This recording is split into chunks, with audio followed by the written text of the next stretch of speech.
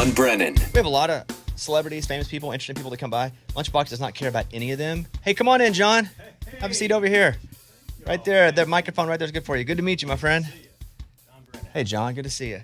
Hi, Amy. I Nice think to meet this you. will be... Yeah, Lunchbox cares because he is such a massive fan of Real World. Yeah. Huge. This is crazy. Biggest fan ever. Yeah. Lunchbox, do you recognize John? Yeah. Yeah. John, your microphone's right there, buddy. Let me tell you, John's bigger than I thought. Like taller? Yeah. Like, I mean, it's been a while. You know, Real World was a long time ago. You can have a seat, John. Yeah. And he was young. He was like 18 on the show. So How old were you? I was probably 10 or 11, 12 maybe. Mm-hmm. So, I mean, I didn't realize how big. I mean, he's a big dude. Yeah. You always been tall, huh, John? I've grown a lot. As an adult? I've grown a lot in the last, many years. But when I was on the show, I was about three inches shorter. And he's got a cowboy hat on. That's probably a big part of it, too. No. Dude. What? Did you never watch the show? I've never seen... I mean, no. Oh, I used to love it. I mean, I wasn't as obsessed. Did he wear a as cowboy hat on Lunchbox, the That was show? his thing, man. Yeah, Got it. He looks the same. You No, look he looks the very same. much the same. Yes. Thank you for saying that. Yeah. Okay, Lunchbox, what's your first question? Because I have I stuff, mean, too. But Was Real World everything I think it was? Like, was it the most amazing experience? It was amazing. It was amazing. Now you got to remember, we were first. I'm the Right, eighth reality star. Wait, ever. that's the first season? Ever. You were on the first season ever? First show ever. I was on Okay. season 2. Season 2. But Wow, what, that's still early. Wow. But what I'm saying, he was back when it was like real. Like there wasn't like people in public didn't know who they were when they were going out with cameras. Towards the end, people would go looking for the cameras and try to start stuff. This was like groundbreaking, started reality TV. Yeah. And so why'd you do it? So I was a student at Belmont University, and they did this first version in New York City. The true story of 7 strangers picked to live in a house to find out what happens when people stop being polite and start being real, the real world. That's a tagline. That's the opening. Yeah. That's our. So awesome. And so they said, you know what, we're going to do this again in Los Angeles, 1992. Did you watch season 1? No, I didn't. Got it. I didn't. I was doing, Garth Brooks, Alan Jackson, Brooks and Dunn were tearing up the charts. So MTV said, go to Nashville, find us a country music singer. Found me at Belmont. You want to be on MTV? Not really. Well, let me tell you about the show we did. You're going to live in this house. We're going to tape it. It's going to be on MTV, trying to impress me. And I literally said to the guy, I said, that doesn't sound very interesting. This is not going to work. And so, here we are 30 years later. Reality is the biggest genre that there is in entertainment. And so they said, you want to be, in Los Angeles, in California on MTV? And I said, not really. I want to stay here in Nashville and work on country music. Were you playing music? Yeah, I was doing country music. Got it. So I went to Belmont and, thought I'm right here on Music Row. And dang, I'm going to be getting my foot in the door. Little did I know I was going to be in Los Angeles living with, weird people. Why did you end up saying yes? What was the fact? What made you go? The producer finally just said, do you realize that you're going to have this huge fame and what that's going to do when you can go back and the public's going to already know you and then they're going to, be interested in your music. And I thought, wow, that makes a lot of sense. Mm-hmm. So that made it really interesting all of a sudden. And so you moved to L.A. What was that like for you? Yeah, I mean, L.A. was kind of crazy. They cast me because they wanted the Kentucky boy. I'm from Kentucky that, was sheltered and never been anywhere. But my daddy worked for the FBI, so I was born in Wisconsin, lived in Phoenix and Baltimore. But they wanted the story of this guy. They already had a narrative before you even got there. But they found out real fast that, that I was pretty likable compared to the other people I was living with, right, Lunchbox? Yeah, and that's what's crazy. And they, like, you have people from all different backgrounds, so, they fight, and it was just like, oh, man, it's so intense. How much, did you make a lot of money? Back then, we made $200 a week. I lived there for 22 weeks. They paid us less than $5,000 for 22 episodes. Wow. Which aired for 10 years. Oh. Wow. He is convinced if you just do a season of that show, you end up famous and set. No. Right. That was my thought when growing up. I used to watch it and think, I'm going to be on that show, and in my life, I'm going to become super famous. Right. Well, you would be super famous. That happened. Kim Kardashian used to watch The Real World, and she said, that's what I want to do. So you're welcome, America, The Real World. And Thank you very much, John. Appreciate that. yeah, I'm the Kardashians of the 90s. So that show, you come off of it. Did you have success in country music immediately? Was there a base of folks that followed you to music immediately after? Yeah. I ended up opening for Alabama, the New York State Fair, Pennsylvania State Fair, opened for George Jones, opened for Shenandoah, opened for Clay Walker, opened for Kenny Chesney. And it was, hey, come see this big, huge star. And by the way, the guy from The Real World on MTV's opening for him. And so, and then I played a lot of shows by myself. All of the 90s, I was on a tour bus on the road going, all over the United States. And people were like, wow, dude, when's your record going to hit? And I'm like, I hope soon. I had Winona Judd's manager was managing me. I got signed to a major record label. And then they signed this guy named Tracy Adkins and dropped me. And apparently in the 90s, if your name was Tracy, you got a record deal. And so anyway, I can't really listen to Honky Tonk Badonka Donk anymore because I tear up a little bit. But so just the ebbs and flows of the music business. And seriously, I was in Nashville doing great things. So you're playing all these shows. Do you start to feel the real world stuff kind of fade off after a while? It took a long time, because there's 40 seasons of The Real World now. Man, it's so awesome. There was only 2. And so while they were premiering the 3rd and the 4th one, they were unveiling those 1 week at a time, but they were showing a marathon of ours. Could you do like appearances? Yeah. Back then? To go get a couple bucks to do an appearance somewhere? Yeah, we went to a lot of colleges and, a couple guys from The Real World are here. And so it'd be a campus event. And What would they present you as on the show? how so? I don't know because these reality shows have a narrative they want in their mind already. Yeah. How did they make you look? And did you feel like it was completely authentic to who you were? He was the sheltered kid. Right. Didn't drink. Didn't hook up. Right. But is that true? Was that true? Yeah, that is true. But I don't know how sheltered I was, but that was definitely the narrative. This is the story. I was the main character of our season. It was how is John going to respond to Los Angeles? Yeah, I guess did you watch it and go, oh, they kind of tricked me with how they edited it and how the scenarios they put me in. My roommates felt that way about themselves. I didn't. I was the aspiring country singer from Kentucky, so I wore my hat all the time, and That who I stands really out was. alone. Yeah. Yeah, especially in Los Angeles. How many country singers wearing a cowboy hat or walking around L.A. with an MTV camera following them? Did you sing on the show? Oh yeah. I met Ronnie Dunn back in the 90s. He's like, you sang my song on MTV. I said, yes, I did. Yes, I did. Awesome. And, I haven't gotten any kudos from that, but. Yeah. So you are touring hardcore. Are you wondering at some point, like, is this ever going to work? Or, because it doesn't work for most people, it doesn't work for. Well, to be honest with you, reality was such a new genre. Nobody could get it. I actually had a big-time player in Nashville here go, man, you're a great singer, but how are we going to go from an MTV star to a country star? And I said, no, you don't understand. I'm a country singer. It's why I got put on the show. And they couldn't make that leap. They only were seeing you as a reality person, not for what you really were. And they didn't even know what a reality person was. Mm-hmm. Not only that, I guess MTV, because like the music is totally different than country. Right. But now if you're on a reality show and you come to Nashville, hey, let's capitalize on that and let's start selling records. You think it was held against you for a long time? I think it was, I don't know, held against me. It was confused. They didn't know what to do with me. What would you tell them to do with you? Make a record, put it on the radio, put me on tour.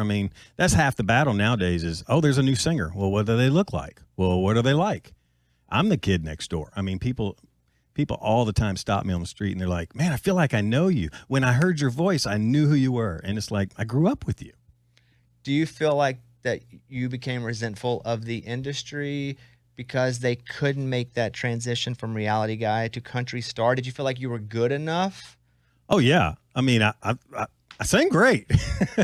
But I just feel like it took a long time for people to realize that, this is John from The Real World. But remember, he was a country singer. He's always been a country singer. And there was no social media to learn more about him, I guess, too. Right. At that time. That's what's crazy. Nothing even close. Is you never knew what happened to these people afterwards because there wasn't Wikipedia. There wasn't, look at my Instagram. Yeah. And so I would sit there and be like, man, whatever happened to Beth? You know what I mean? And then, the challenge is coming and Road Rules versus Real World and Beth's on it. Did you do those? He did on it. He did a couple of them. So the backstory on that is, which, about a year ago, All Stars. I got all these, messages from friends saying, Lunchbox is talking about the Real World reunion on the Bobby Bones show. Oh, yeah. So I started tweeting you and I'm like, Lunchbox, follow me back. Wait, you didn't?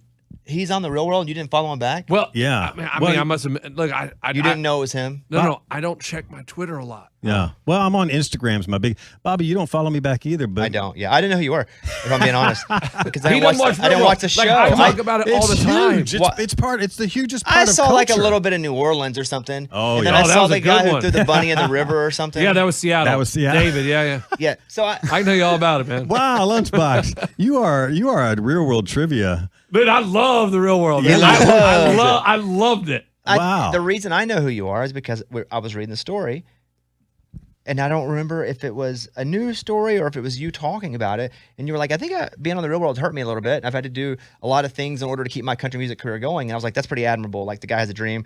Yeah. And at times, stuff sucks. And you got to figure out ways to make it happen while it's not happening. What was that story? Well, I mean, if I was on the Real World today, what was that story I read? Oh, you're probably reading People Magazine. Last week, People Magazine did a "What is John doing now?" And I think that was a story that you guys came across. That's probably what it was then. Yeah, I think it was because, like, for Lunchbox, for example, Bobby, we know he thinks that if you're on the Real World or reality TV, that your life is just set after that, and you were explaining that's not necessarily the case. Yeah, well, nowadays they get paid a lot of money. All that money that Mike the Situation and Snooki made, that's my money. I should be having that. Let's sue them. Let's write a song about it. No.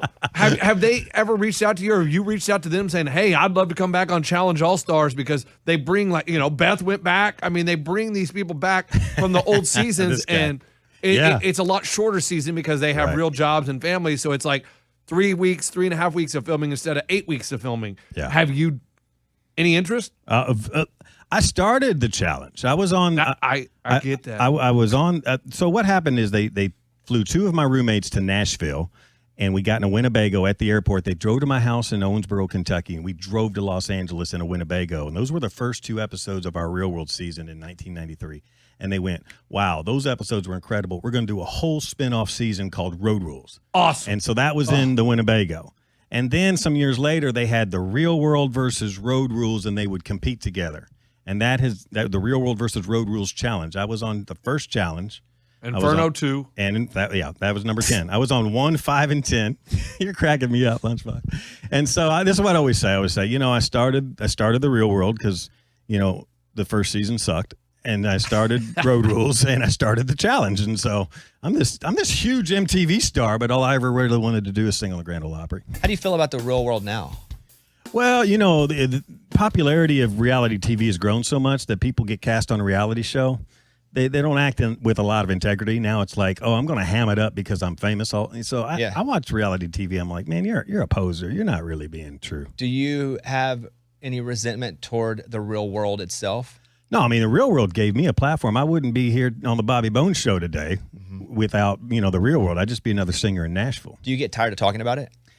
There was a time where I kind of did because I didn't want to be the guy from the Real World. I wanted you to know me from, hey, you're John Brennan, the singer. Mm-hmm. But now I'm just like, you know what? That's who I am. That's who the public got introduced, me to. And so I'm just like, yeah, I'm that guy. I was a pretty likable guy on there, so I can embrace it. Do you like him? Yeah, that's what I'm saying. And it was cool to, like, you think that the narrative that they had is this small town kid, you know what I mean? He's being exposed to everything. And you're like, wow, that is, and he was 18. Yeah. So everybody else can go out to the bars, and it's like him. He's like, I can't really. And he didn't drink it, but he didn't drink anyway. Yeah. What did your parents think at 18? Right. That's what I was going to say. Yeah. So I'm like, hey, Mom and Dad, you know that really expensive school in Nashville that you got a loan that I could, go there? And yeah, I'm going to drop out after one semester, and I'm going to move to Los Angeles and be on the MTV, that network that we, have blocked on our cable. It's like, wow. They, you know what they said? Go make a great opportunity. Into that's something. cool. Yeah, Did they watch it? Oh, my mom has the VHS tapes, all of them. Did they like how you were portrayed? Yeah, they did. And so you finish the show, you come back, you're touring. How about a record deal? Did you sign a record deal? Signed a record deal with Capitol Records. So a big label. A big label. And what did you think was going to happen when you signed with Capitol Records? So at this time, the Judd's manager, who managed them for all of their career, was managing me. I had a booking agent that booked Garth for his whole career, a guy named Joe Harris, and he's gone on to be in heaven, but a wonderful, wonderful man. I was riding around on a big, long Silver Eagle tour bus opening for Alabama, and I was signed to a major record label. I thought I was going to be the next big thing. Did you have any hits? Well, I recorded some songs. But like that made it at radio? No, we never released to radio. You never released a single to radio? Not back then. Why? They just never got around to it. They signed another act and they went with them and hey, we're gonna free you up to go, and every label in town's gonna try to scoop you up. Well, they didn't, and so I just kept on plugging, and then eventually I went back to Kentucky and I started leading music in my church.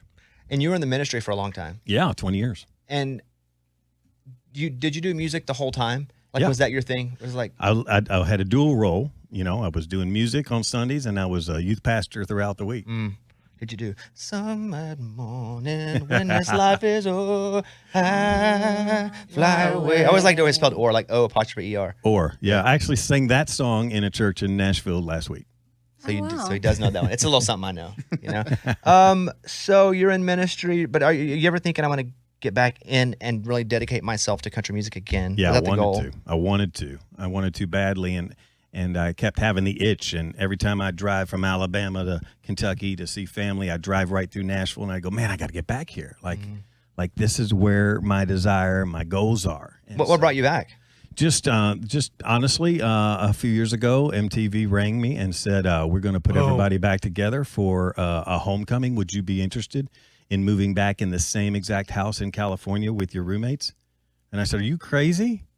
Yeah, I'll do that. Sure. Okay, well, will you help us convince your roommates to do it? Because some of them don't want to do it. And so, long story short, we moved back in the same house for 3 weeks. Did you see that?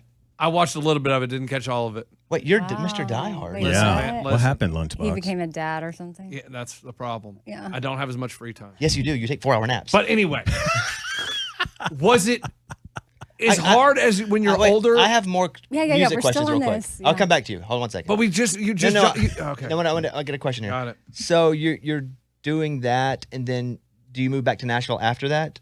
So I moved back to Nashville. I kept coming in and out, and was kind of not fully entrenched. And so, after the reunion, I thought was going to be my next big shot in the arm, like with the public.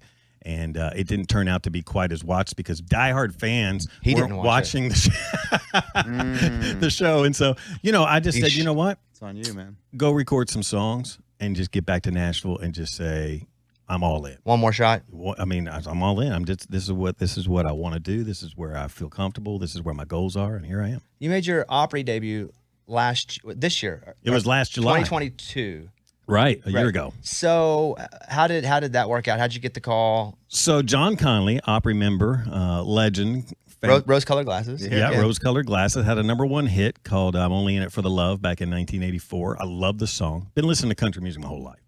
And so he's from Versailles, Kentucky. I had opened for him in my hometown, and somebody played him my version of that song. And he goes, wow, I really love that. And they said, well, glad that you like it. He's dying to sing this on the Opry with you. And he goes, well, this was a Tuesday. He goes, well, you tell him to come on Friday. And so Friday night, he called me out and said, y'all make welcome John Brennan. They gave me a nice little golf clap because they'd been asked to. And I walked out there, and John Conley goes, John, why don't you tell them who you are? And I said, okay, well, before there was Survivor and the Kardashians, there was me on MTV's The Real World. And you could just hear it across the Grand Ole Opry House. They're like, oh my gosh, it's John. That's the guy from The Real World. And so they gave me a good clap then. Did you feel good? Oh, yeah. I mean, I told John Conley in his dressing room, I said, do you think they'll let me stand in the circle when I sing? And he said, well, I'll tell you what. I stand in the circle all the time. I'll just step out and I'll put your microphone, stand there in a circle, and you just sing there. That's awesome. And I was like, are you kidding me? First of all, he was so gracious and nice to do that. He didn't have to do that. And the nicest guy in the world if you've ever met John Conley. But it was incredible. I mean, there's a full house. I'm standing there singing a great song with a great artist and just standing there in the circle of the ground. I mean, it's every singer's dream, right? We played a clip and some of your song "True Story" the other day. We were talking about you. First of all, I co-wrote this song, and it's a true story about my parents. And then, I'm known for my little tag from The Real World. Do you know his tag? You know what? Oh boy. Come on, I don't know what Lunchbox. your tag. I don't know what a tag This means. is You don't know the- what a tag is. This is the true story.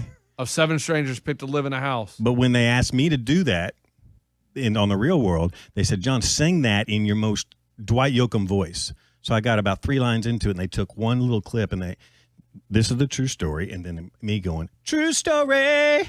I mean, for like years, people would say, hey, come up, say true story, say true story. So I wrote this song called True Story, but it has nothing to do with The Real World show.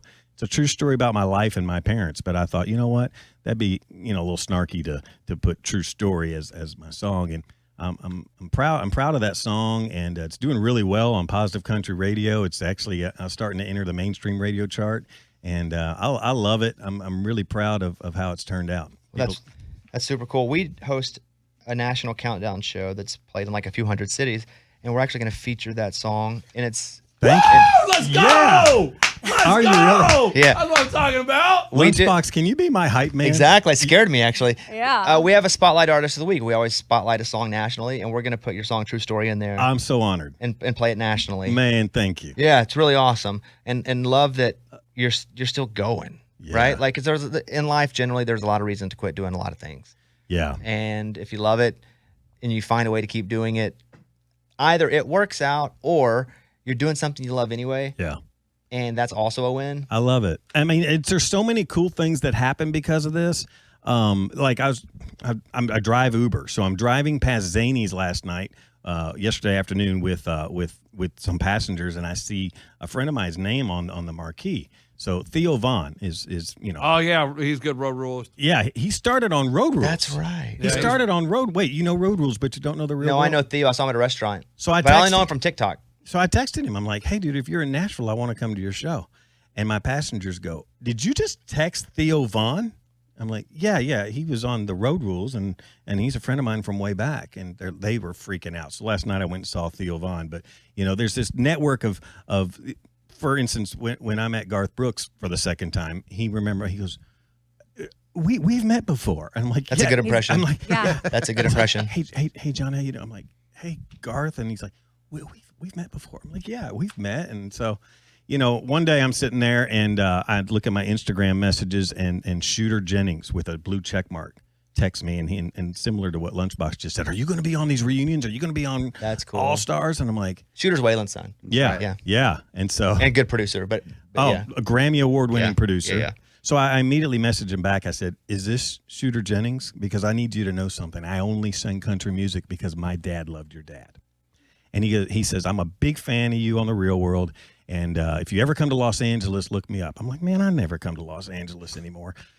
A few months later, John, will you come to a reunion for The Real World in Los Angeles? And so I said, yes. And I'll talk my roommates into it and let's go. And so I texted Shooter and I said, man, I don't want to fly with my guitar. I mean, it's, I'm really careful with it. Airlines aren't. So you got a guitar I can use? He's like, yeah, you can use my dad's guitar. So I'm playing Waylon's guitar on MTV. That's rock star right there. That's crazy. Lunchbox, what would you like to ask? I will give you a few more minutes. Yeah, I got a couple more I'm questions. going to give you 2 more questions. Oh man, that's not enough. 3. You got 3. Okay, it may be All a right. run-on question. Go ahead. So at the end of every season, you see them like, oh, the cab's here. Oh, who's this cab for? And they take them to the airport, to fly away. Do you guys really go to the airport? Because I've always been like, man, that's so sad. You go to the airport after having this so much fun. Or is it the cab drives away and then you guys get together and do press? Well, 30 years ago, the very last scene of my 22-episode season was me walking through the airport in Los Angeles towards a sign that says to Nashville. John's going to Nashville. And then credits roll, and that's the end of our season. Nowadays, so that was true. See? That was true. Nowadays, it's not. It's like, okay, we want you to sit on this couch. We want you to turn this way and now say this to Lunchbox. And I'm like, that's not reality. That's not what we did back in the day. So, everything's changed. Go ahead, number 2. On the challenges, when you would do those, like now they've turned into more like competitions, and it used to be just party. Yeah. Is there were those more fun than The Real World? Not as much fun. More fun. More fun. The challenges are more fun because you're actually doing stuff. And in the real world, you're just sitting there waiting for the next argument. Final question, Lunchbox. Man, I have so many. After you get off The Real World, back in the day, there wasn't cell phones, there wasn't social media. Right. Did you stay in touch with your roommates, or did it go like years? I didn't talk to them, and then once social media came around, you got back in contact. Exactly what happened. I mean, we talked once a year on the phone. There was no texting. Very little. It took Facebook. When Facebook came out, we all kind of reconnected. Thank you. Who Lunchbox. are you closest to? No, that's 3. You can have one. Let me roll this into it. Bonus. I'm going to say maybe Beth, because I'm going to talk about his podcast. You and Beth have a Yeah, podcast? that's Yeah. great segue. Yeah. See, I heard Yeah. you. I know what you got going there. Oh, I knew that. What's it called? Yeah, exactly. It's called Getting Real with John and Beth. And Yeah. what do you guys do on this? We talk about reality TV. We talk about exactly what we talk about what it was like then versus what it's like now. We have reality stars on there. We talk about music, and because Beth's a music lover and I'm a musician, and we're actually going to have Shooter on pretty soon. And we talk about current events. So we just talk about life. Getting Real with John and Beth. You should check it out, Lunchbox. I'm gonna check it out. Do you know how to download a podcast? Yeah, you go to the iHeartRadio app and just search podcasts. It's there. It's Right? there. 6 episodes are on iHeart Podcast right now. So do you and Beth actually get together to do it, or you do it via Zoom? Via Zoom. She's in Los Angeles. Still, man, she's just crushing it. Who? Beth. I mean, when she came back on the season of the challenge, Yeah. the All-Stars, everybody's like, what? I thought you were done doing this. And Right. she's like, I'm back. And she said the B word. Yeah. She did. Nice. Well, look, everybody out there. It is so cool, man. Like, this is so cool. You can follow John at JohnBrennan_com, like .com. Like .com. Yeah. John Brennan, BRENNAN _com. We're going to play True Story on the National Countdown this Wow. weekend, which is going to be super cool. Thank you so for much. us and for you. Our biggest interview, yeah. That Lunchbox, you're exactly right. This is the biggest interview. It is. Well, he was going to say of the year, and then he changed it to yet, like mid-breath. Yeah. Biggest Ever. interview yet. There. I mean, we've had a couple teen moms on here, but this, yeah. John, we really appreciate you. I'm flattered and honored. Yeah. You have a great show. How and did this you know is we were a- talking about you? My phone lit up. And they say, "Hey, well, a year ago, Lunchbox is talking about the homecoming on," and I'm so I start tweeting, and then last week it was Bobby Bones played your song and was talking about you in the People magazine article, and I'm like, okay, so the next day I was calling in, but it was busy, and then on your website it says text in, so I'm texting in, and I thought, oh man, I'm not going to be able to get through, and then your producer messaged me, and I was like, yes. That's awesome. Scuba Steve, man. I wonder who hit him up. Was it David? Was it Beth? I'm just trying, people from the real world. No, it It was was his cousin, dude. just everybody in Kentucky and Alabama. John, Everybody. really great to meet you. Thank you so much. Yeah, awesome. Final words, Lunchbox. Man, dude, it's just awesome. It was, one of my dreams was to be on Real World. Real World doesn't happen anymore, but I mean, it's cool to live through you.